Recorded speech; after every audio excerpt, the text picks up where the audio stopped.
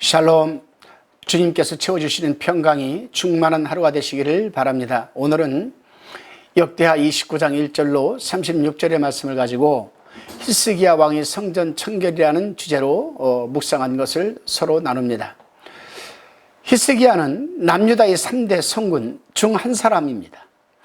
남유다의 3대 성군이라 하면 여호사밧, 히스기야, 요시야를 들 수가 있는데 바로 히스기야가 이 3대 성군 중에 한 명입니다.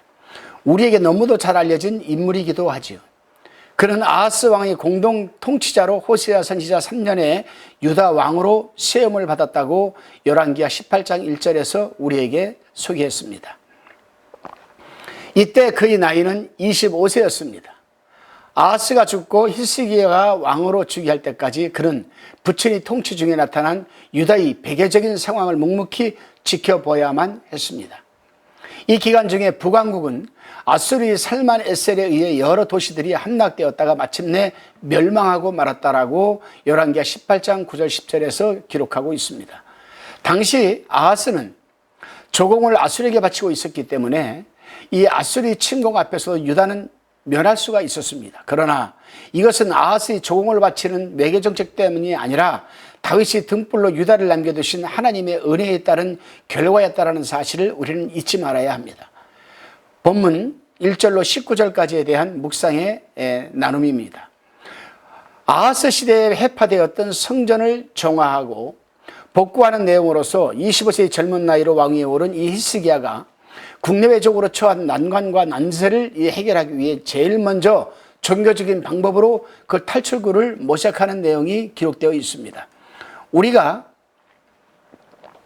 본문에서 주목해야 할 부분은 성전 정화를 주도한 이 히스기야의 모습과 그의 명령을 받들어 사역을 수행한 레위인들의 역할입니다. 그렇습니다. 어린 왕이 아무리 그 어떤 일을 하고자 해도 그 일을 도울 일꾼이 없으면 할 수가 없는 것입니다. 특히 당시는 유다에 만연되었던 우상 숭배의 척결과 여호와 신앙의 회복을 위한 사역은 여러 가지 면에서 위험부담이 큰 사역이었습니다. 그럼에도 불구하고 어린 왕과 사명감에 불타는 이 레위인들의 모습은 참으로 하나님 보시기에 아름다웠던 것입니다. 여기서 우리는 세 가지를 깨닫게 됩니다. 그 첫째는 히스기야의 신앙개혁 의지는 올바른 믿음에서 비롯된 것이라는 것입니다. 이 내용이 2절 3절에 기록되어 있습니다. 두 번째로는 참개혁은 바로 자신의 계획에서부터 시작되어야 한다는 이 점입니다. 히스기야는 성전을 성결케 하기 이전에 먼저 레위인들에게 자신을 성결케 하라고 명령을 하였다라고 5절에서 밝히고 있습니다. 세 번째로는 진정한 이 개혁은 잘못된 과거에 대한 완전한 청산에서만 가능하다는 것입니다. 히스기야는 유다가 당하는 환난과 치욕의 원인이 비약한 군사력이나 왕들이 현명치 못한 통치에 의한 것이 아니라 하나님의 신앙을 파기한 데서 비롯된 것임을 자각하였던 것입니다. 본문 20절에서 36절까지에 대한 묵상의 나눔입니다.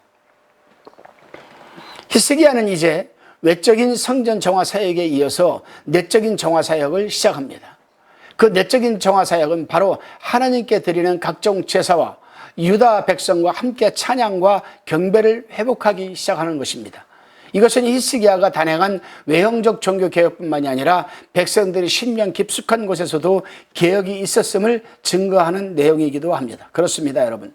오늘날의 성직자들도 때때로 평신도의 열심과 순수함을 본받아야 함을 인식하고 항상 권위주의적인 자세를 버리고 겸손해야 할 부분입니다.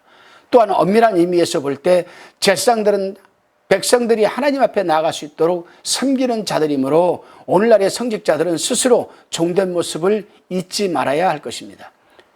오늘 하루도 여러분 하나님 앞에서 내외적인 이 개혁 정신을 가지고 하루를 살아내시기를 주님의 이름으로 부탁을 드립니다. 기도드리시겠습니다.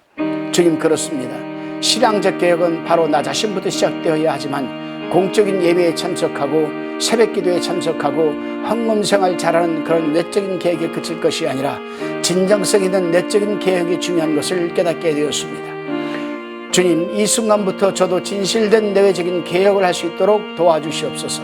그리고 섬김을 받으려고 하기보다는 십자가의 사랑으로 섬길 수 있도록 붙들어 주옵소서. 감사드리옵고 예수님의 이름으로 기도드리옵나이다. 아멘.